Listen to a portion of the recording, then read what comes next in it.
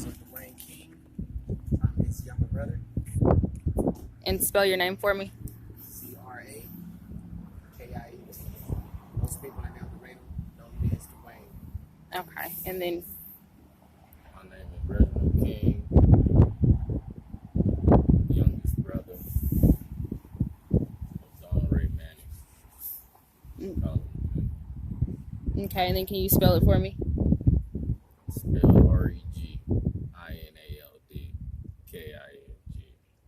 Okay, and then the same for you. Christy Manning. I'm the only sister. CHRISTIEMANNING. Okay.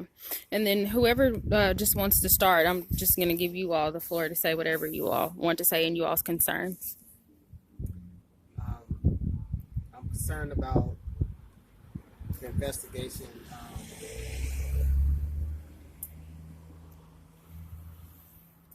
There's a lot of injustice that has been done to many of our black men. And sometimes it's not just done with police brutality or something like that, but it's also injustice done in the court system and the lack of justice for our black men. And with something that looks as shaky as this incident that happened to my brother, how could you not have certain answers answered already? How can the driver, Ashley Woosley, not be charged already?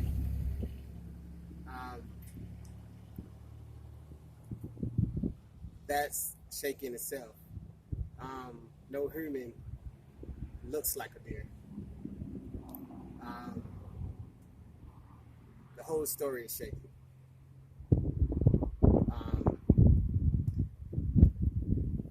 A lot of things are coming out. A lot of people are talking, but we also need them to talk to the right people. And when they do come up with something that they think is valid, be able to prove it. Even if you can just say, this person knew that person, tell how you know that to be true. You know, it can be something as simple as that. I'm not trying to release too much information to hinder the investigation. I want to give the officers a fair shot to investigate properly. But sometimes we know racism and things like that runs deep.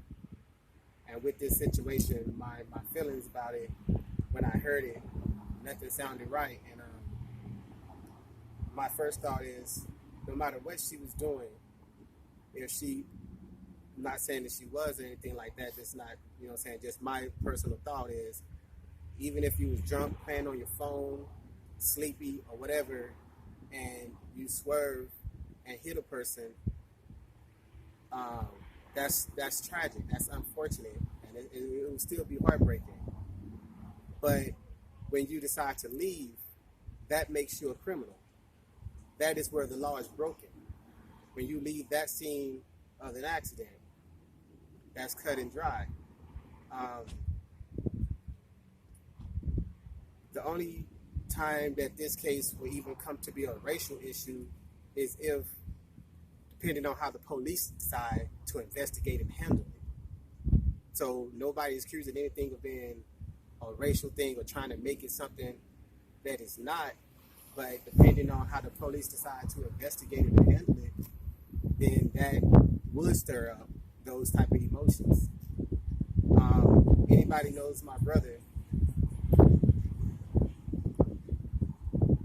he's not racist. He's married to a white woman. Since I've known him, he only dated white women, majority. So racial on that end is not even a question. But just because one person is, don't make the other one not. You know what I'm saying? So, just with like a proper and due diligence on the investigating officer part, we're not gonna turn the cheek on this. If I'm finding out information, I'm sharing it with you, and I hope that they're leading into it.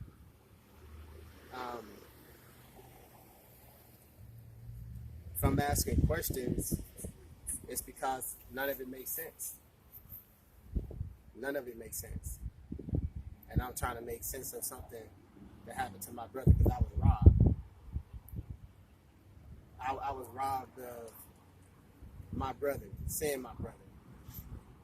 I missed a call from him. I haven't heard from my brother because he was incarcerated for a minute. And since he's been out, it's been phone tag. And he called me earlier that day. I missed a call, called him back. He missed my call. You know what I'm saying? So it was just a bunch of phone tag. The last time I visited home before this, I got held up with a delayed flight for 2 days. So my vacation time was cut short. He missed his ride to my cousin's wedding, and I didn't have the time to come down here and see him. So seeing my brother when I go into this building for the first time, it's gonna be hard. And I'm gonna demand justice. I've been able to keep my feelings and emotions just right here at bay. Every now and again, I get in a moment and I fight it back. I don't know what's gonna happen when I finally say it, because this is not how I want to see my brother. And we're demanding justice. I'm making this polite and decent as I can right now of what I really want to say.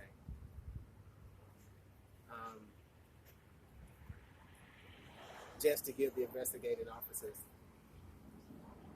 a first shot. And that's what I'm asking for, the justice for my brother.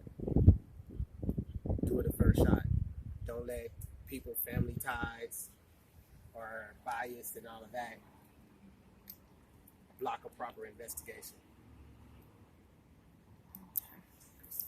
And you can go ahead if you would like. How I'm feeling right now?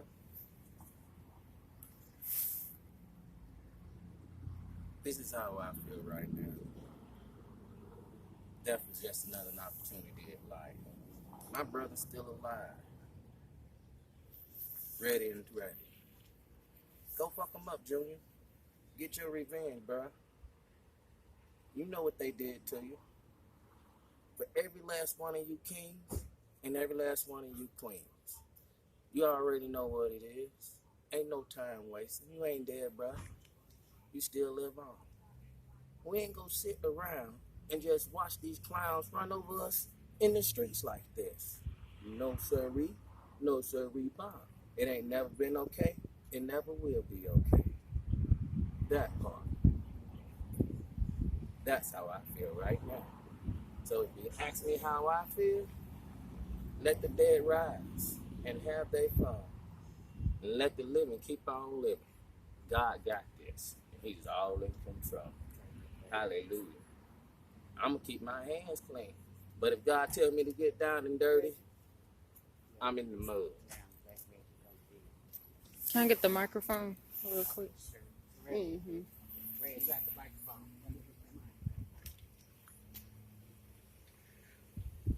I'll give it to you in a second.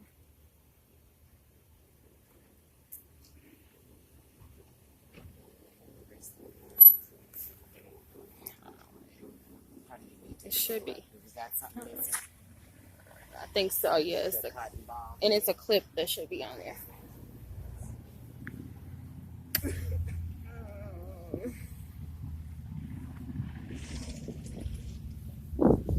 It may still be on his shirt. Is it something It's like a clip. Yes, Okay, ma'am. I'm gonna get that. Rick, Okay. you got a clip on your shirt? Yes, ma'am. And I'll give you the card. I'll make it quick. So I'll just let you say what you want to say, and then I'll let y'all go. I don't want to keep holding y'all.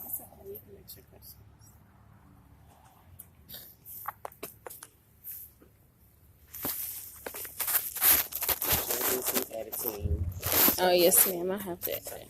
Okay, so this part right here, if you'll slip it under your shirt and bring it all the way to the top, I'll clip it to you. Sorry, all this part is going to be in your recording. I didn't stop. Okay. All of this is going to be in the recording.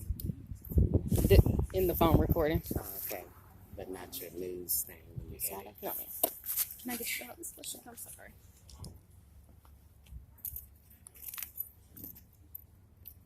Okay. Bill, do you want to have something to say? Here you go. Stand up there with them.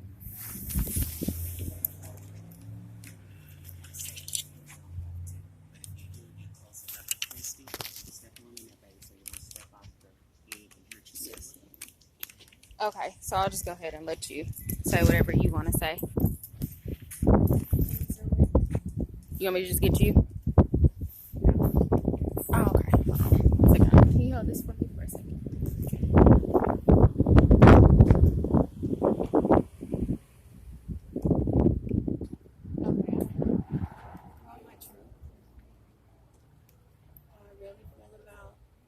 Experiencing in regards to my brother's death, in regards to our loss as a family.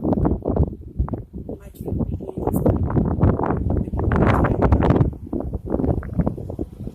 My truth begins with the institutions around here that I supported when I was coming up as a child.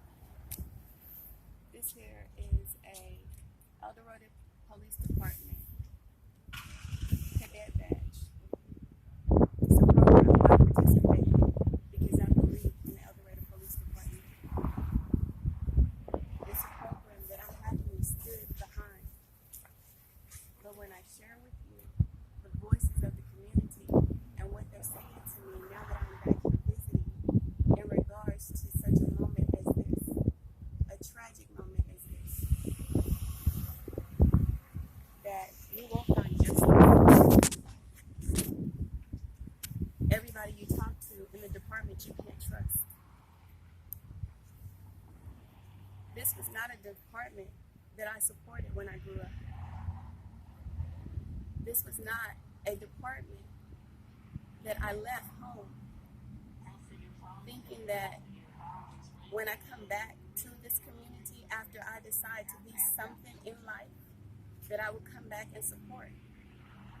The community is so afraid of even turning facts into the department because they say this situation is bigger than us. They say this situation involves money, that this girl's father owned gas stations, and so therefore she's not arrested even though she's a criminal. Well, hold up. What is a criminal? How can you define her as being a criminal? They say she hit a deer. Well, even with hitting a deer, there are proper procedures that you follow. You hit a deer, you take your car so many feet ahead of that deer and you turn on your emergency hazard lights so that the cars and the other families that are driving won't run over that deer again. And you call the police department and you fill out a report for the insurance company. And then the police department calls the property authorities to remove that deer from the road. Now, even something as what some would say sensible or as small as hitting a deer has proper procedures. Imagine what it should be and what the procedures are should you actually hit a human being. First of all, to hit a human being and to actually leave the scene, that's either a misdemeanor or a felony, depending on the offense. We have put in a request, not once, not twice, not one family member, but a couple of different family members requesting that this young lady be arrested. Well, Christy, there are certain procedures officers can only make an arrest under 3 different procedures. That's 1, if an officer basically witnesses the crime himself. 2, if there's probable cause. Or 3, if a judge has put out an arrest. Well, we know 1 and 3 didn't happen. Probable cause. 2, did she hit a deer? Did she make a phone call while she was on the scene? And I'm just saying, a deer being kind, when we both know, you, myself, everyone in the community understands and know there's no doubt that the man in there, laying in that casket, is human. Or was human, however you choose to see it. He was my brother.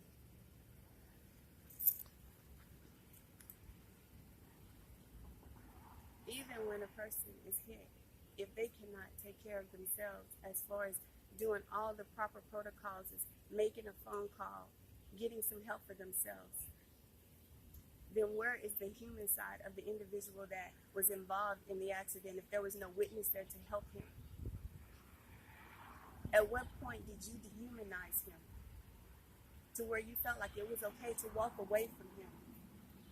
He could have easily been anybody's brother, anybody's father, anybody's uncle. But if they did it to mine, they could do it to yours too. If you would have asked us 2 weeks ago if we would have been here, or shared with us and told us we would have been here, we thought, no way.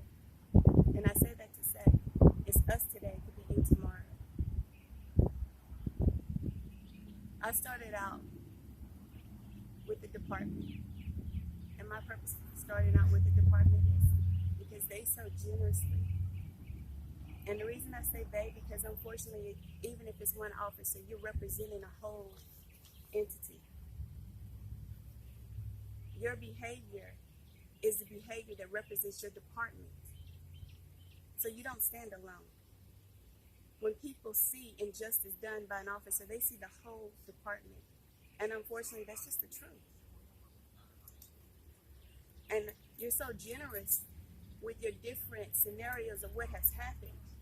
And you're so quick to tell us personally, I have taken care of this personally. You're so personally involved in this that you're personally, when we throw you out our concerns, eagerly to answer it without even doing investigation or doing a follow-up before you even answer it, to make us feel like you're answering it on the spot as though it was your situation. And then you tell me you're doing a thorough investigation, but my brother shares with me through a phone call that he's upset on, that I've been out to the crime scene and they were there. And at the crime scene, I still see some of his articles. How can you do a thorough investigation without removing all of the articles? In order to do a thorough investigation and to do your best work and to put your best foot forward, you need everything involved in the crime scene. I don't care if it's a sock, a shoe, a backpack, a toe, a finger.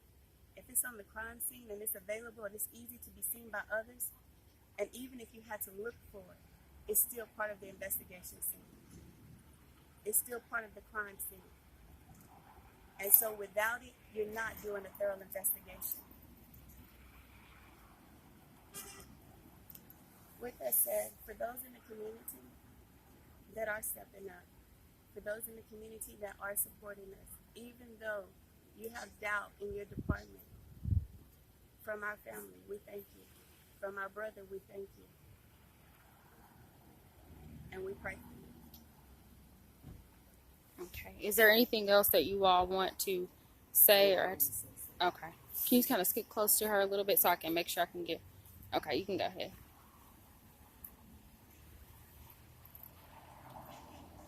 I am Donna's mother,